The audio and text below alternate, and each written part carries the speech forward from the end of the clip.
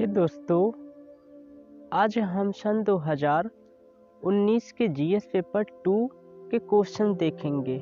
आपकी जानकारी के लिए बता दें कि आपके जो जीएस का 1, 2, 3 ये पेपर होते हैं, इनमें टोटल होते हैं आपके 20 क्वेश्चन। 20 क्वेश्चन में प्रारंभ के 10 क्वेश्चन होते हैं आपके 10-10 मार्क्स के। इस प्रकार ये होते हैं टोटल 100 मार्क्स, और इनमें से प्रत्येक क्वेश्चन को लिखने के लिए 150 शब्दों का उपयोग करना होता है।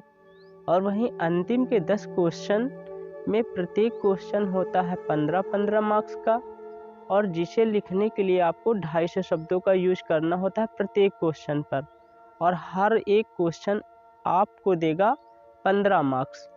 तो टोटल इस क्वेश्चन को लिखने के लिए आपको 3 घंटे का समय मिलेगा। तो अब हम अपने क्वेश्चन देखते हैं। ये है आपका क्वेश्चन नंबर 1। क्या आपके विचार में भारत का संविधान शक्तियों का कठोर पृथक्करण के सिद्धांत को स्वीकार नहीं करता है, बल्कि यह नियंत्रण एवं संतुलन के सिद्धांत पर आधारित है? व्याख्या कीजिए। इंग्लिश में, do you think that constitution of India does not accept principle of strict separation of powers, rather it based on a principle of checks and balance, explain। So ये जो आपका क्वेश्चन है, क्वेश्चन कह रहा कि जो आपका भारत का संविधान है, ये जो विभिन्न संस्थाएं हैं, इनमें शक्तियों के कठोर पृथक्करण के सिद्धांत को ये नहीं अपनाता है, बल्कि यह नियंत्रण एवं संतुलन के सिद्धांत पर आधारित है। इसकी आपको करनी है व्याख्या, वो भी आपको 150 शब्दों में। अगला क्वेश्चन देखिए। ये क्वेश्चन नंबर 2 है। केंद्रीय प्रशासनिक अधिकरण जिसकी स्थापना केंद्रीय सरकार के कर्मचारियों द्वारा या उनके विरुद्ध शिकायतों एवं परिवादों के निवारण हेतु की गई थी, आजकल एक स्वतंत्र न्यायिक प्राधिकरण के रूप में अपनी शक्तियों का प्रयोग कर रहा है? व्याख्या कीजिए।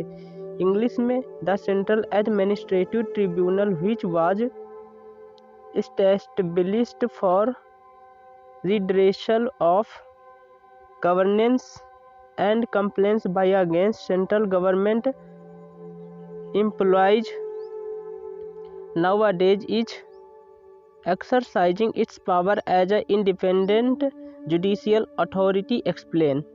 तो यहाँ पर कह रहे हैं कि जो आपका ये केंद्रीय प्रशासनिक अधिकरण था, इसकी स्थापना जो भारत के कर्मचारी थे, इनकी शिकायतों एवं इनके विवाद के निवारण हेतु की गई थी, किंतु आज इस समय यह एक स्वतंत्र न्यायिक प्राधिकरण के रूप में कार्य कर रहा है। तो इसकी आप व्याख्या कीजिए 150 शब्दों में। अगला क्वेश्चन नंबर 3 है।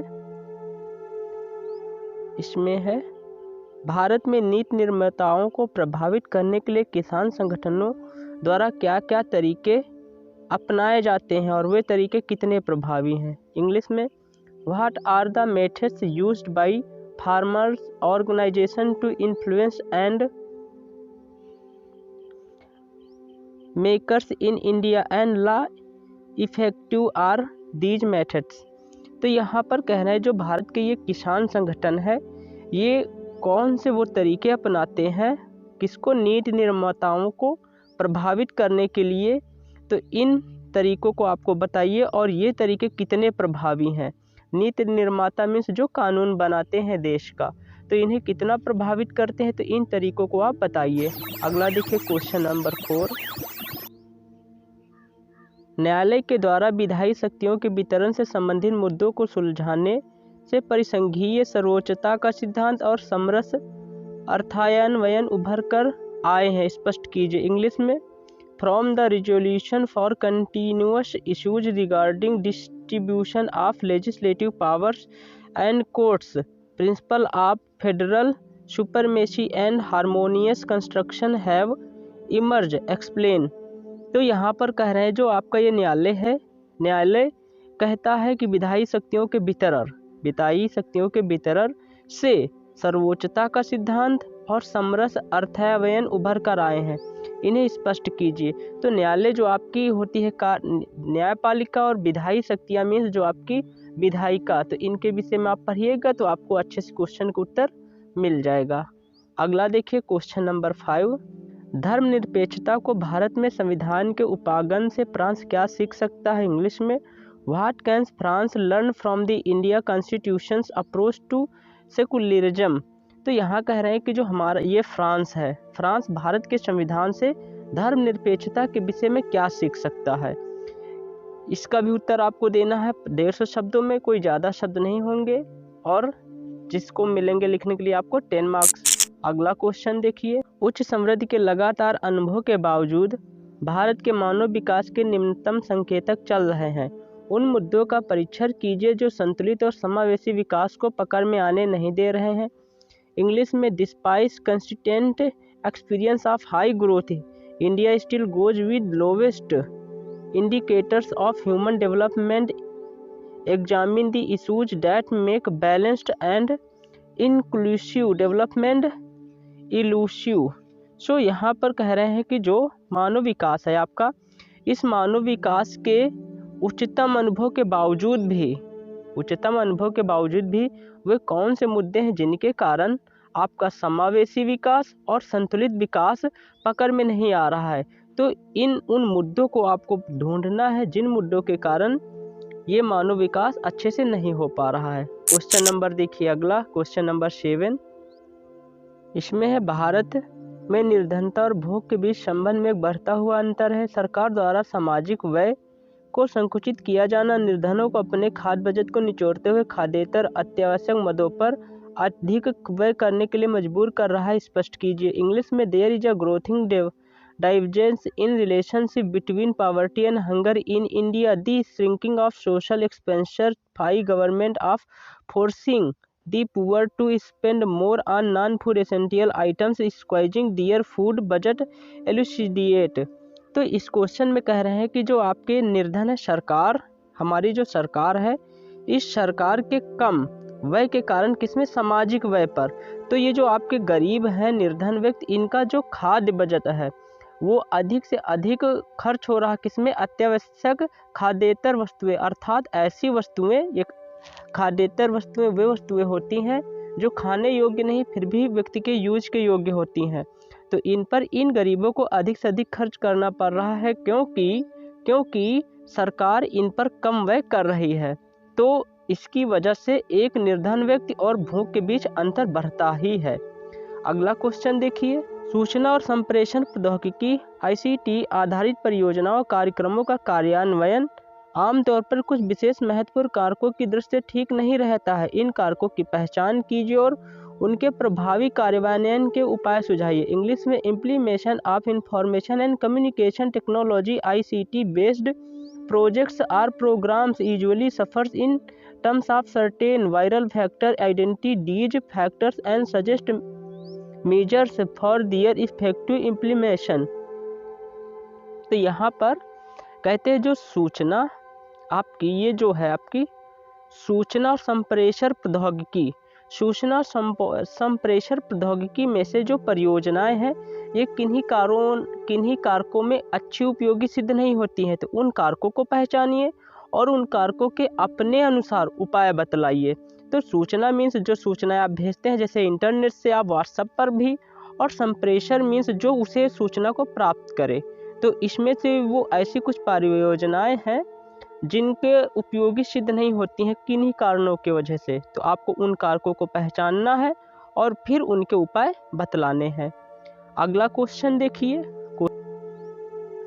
भारत और जापान के लिए समय आ गया है कि एक ऐसे मजबूत समसामयिक संबंध का निर्माण करें जिसका वैश्विक एवं राजनीतिक साझेदारी को आवेष्टित करते हुए एशिया एवं संपूर्ण विश्व के लिए बड़ा महत्व होगा। टिप्पणी कीजिए। इंग्लिश में, the time has come for India and Japan to build a strong contemporary relationship, one involving global and strategic partnership that will have a great significance for Asia and the world as a whole. Comment. तो यहाँ कह रहे हैं कि जो आपका भारत और Japan के लिए वह समय आ गया कि ऐसे संबंधों का निर्माण करें जो वैश्विक एवं राजनीतिक स्तर पर एशिया और संपूर्ण विश्व के लिए एक मिसाल के तौर पर बन जाएं।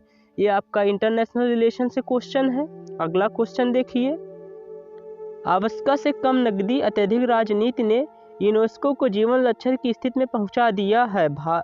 अमेरिका द्वारा सदस्यता प्रत्याग करने और सांस्कृतिक संस्था पर इजराइल विरोधी पूर्वाग्रह होने का दोषारोपण करने के प्रकाश में इस कथन की विवेचना कीजिए। इंग्लिश में, too little cash too much politics leave UNESCO fighting for life discuss the statement in light of US withdrawal and accusation of cultural body as being anti-Israel bias।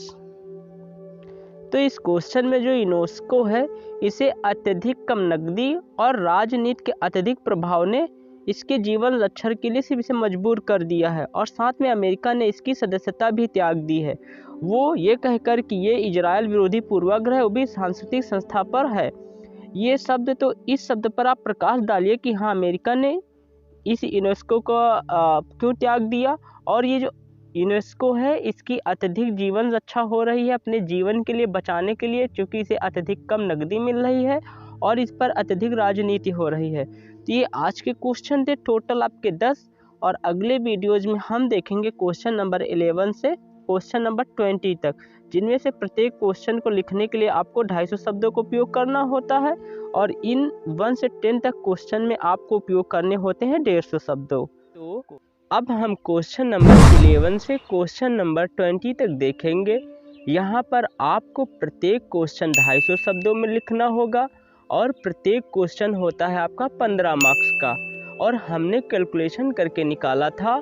तो यहाँ पर हमने पाया कि एक प्रश्न को लिखने के लिए हमें 11 मिनट 45 सेकेंड का समय मिलता है।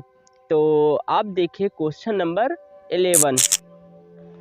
क्वेश्चन नंबर 11 में है किन आधारों पर किसी लोक प्रतिनिधि को लोक प्रतिनिधित्व अधिनियम 1951 के अधीन निहित किया जा सकता है, उन उपचारों का भी उल्लेख कीजिए जो ऐसे निहित व्यक्ति को अपनी निहितता के विरुद्ध उपलब्ध हैं। इंग्लिश में on what grounds people's representative can be disqualified under the representation of people's act 1951 also mention the remedies available to such people against his disqualification. तो यहाँ पर जो आपका है जो एक ये व्यक्ति है जो चुनाव में डिस्क्वालिफाइड पीपुल है अर्थात अयोग्य व्यक्ति है, तो इस अयोग्य व्यक्ति का लोक प्रतिनिधित्व अधिनियम 1951 के अंतर्गत हम अयोग्य सिद्ध कर सकते हैं। लेकिन उन उपचारों को बताइए जिन उपचारों को उपयोग कर यह व्यक्ति अपनी डिस्क्वालिफाइड या अपनी अयोग्यता को कम कर सकता है या अपने आप को योग्य सिद्ध कर सकता है। अब क्वेश्चन नंबर 12 देखिए। इसमें है संविधान का संशोधन करने की संसद की शक्ति एक पर सीमित शक्ति है और इसे अत्यधिक शक्ति के रूप में विस्तृत नहीं किया जा सकता। इस कथन के आलोक में व्याख्या कीजिए कि क्या संसद संविधान के अनुच्छेद 368 के अंतर्गत अपनी संशोधन की शक्ति का विशदीकरण करके संविधान के मूल ढांचे को नष्ट कर सकती है। इंग्लिश में parliament's power to amend the constitution is a limited power and it can not be enlarged into absolute power. In the light of this statement, explain whether Parliament under Article 368 of the Constitution can destroy the basic structure of the Constitution by expanding its amending power। तो इस question में जो है कह रहे हैं कि हमसे आपको जो हमारी ये संसद है इस संसद के संशोधन करने की जो शक्ति संविधान को कैसी है, सीमित शक्ति है। तो क्या संशोधन करने की जो आर्टिकल 368 है इसमें से संशोधित कर संसद क्या संविधान के इस मूल ढांचे को ये नष्ट कर सकती है? तो इसकी आप व्याख्या कीजिए। अगला देखिए नेक्स्ट क्वेश्चन नंबर 13। स्थानीय स्वशासन की संस्थाओं में महिलाओं के लिए सीटों के आरक्षण का भारत के राजनीतिक उपक्रम के पितृतंत्रात्मक अभिलक्षण पर एक सीमित प्रभाव पड़ा है, टिप्पणी कीजिए। इंग्लिश में the reservation of seats for women in the institution of local self government has had a limited impact on the particular character of the Indian political process. Comment. So एक क्वेश्चन जो आपका है इसमें कह रहे हैं कि जो आपकी महिलाएं हैं इन महिलाओं के आरक्षण की वजह से जो स्थानीय स्वशासन जैसे आपके ग्रामीण स्तर के जो प्रधानी के इलेक्शन होते हैं उनमें से इन्हें स्थानीय स्वशासन के अंतर्गत महिलाओं को जो आरक्षण दिया गया 1/3 का, इस आरक्षण में से इसमें कह रहे हैं कि जो आपका पितृतंत्रात्मक जो समाज था उस पर एक सीमित प्रभाव पड़ा है, अर्थात जहां पर पहले पुरुषों का शासन होता था वहां पर अब महिलाओं का भी शासन होने लगा। अगला क्वेश्चन देखिए, नेक्स्ट क्वेश्चन, ये क्वेश्चन नंबर 14 है। इसमें महान्यायवादी की सरकार का मुख्य विधि सलाहकार और वकील होता है, चर्चा कीजिए।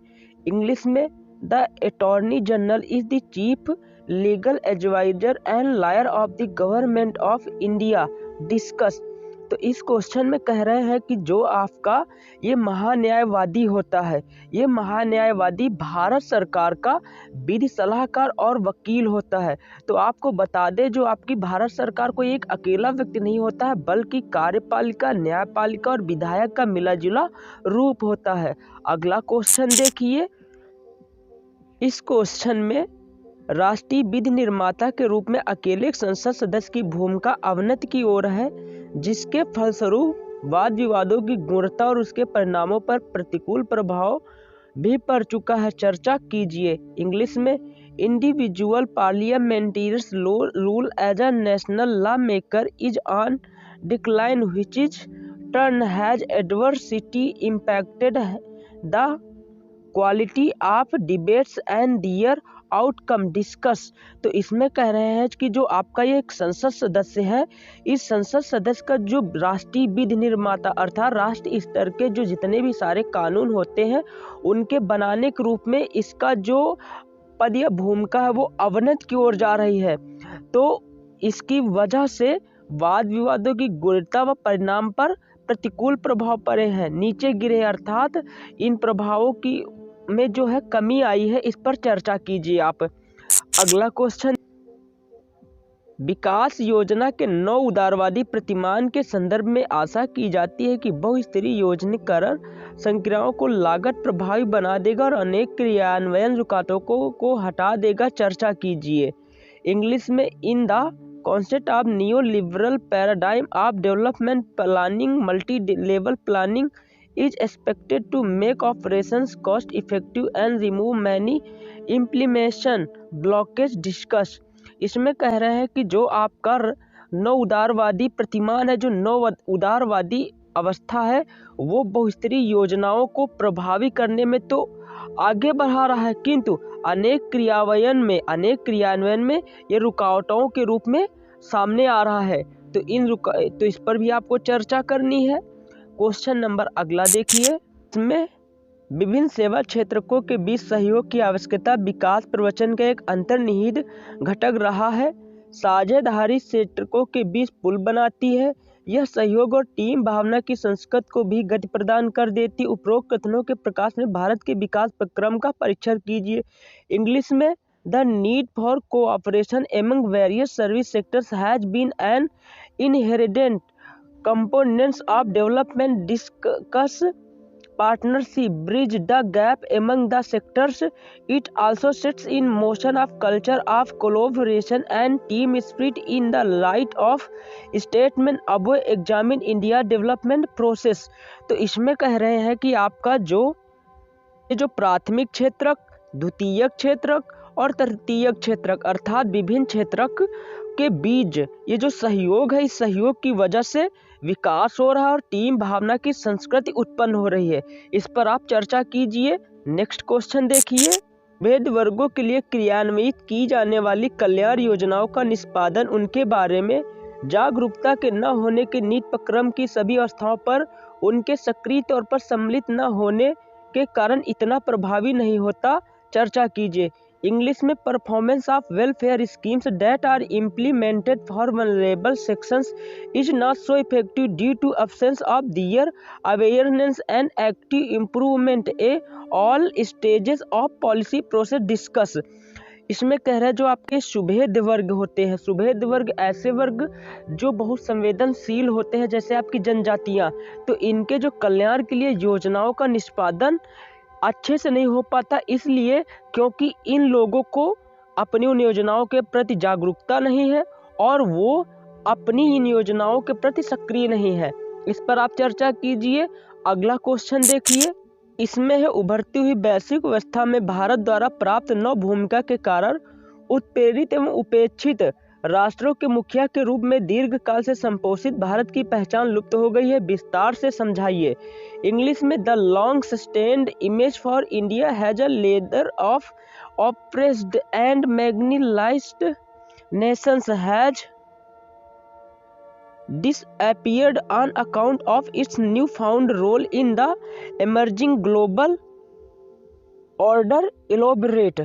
तो इसमें कह रहे हैं कि जो हमारा देश भारत ये है, भारत देश पहले जो उपेक्षित एवं उत्पीड़ित राष्ट्र थे, जो बहुत सारे उनको हमेशा संपोषित करता था, किंतु आज की उभरती हुई वैश्विक अवस्था में भारत इन देशों में जो संपोषित या इनकी जो मदद करता था उस रूप से आज अपनी पहचान खोते जा रहा है।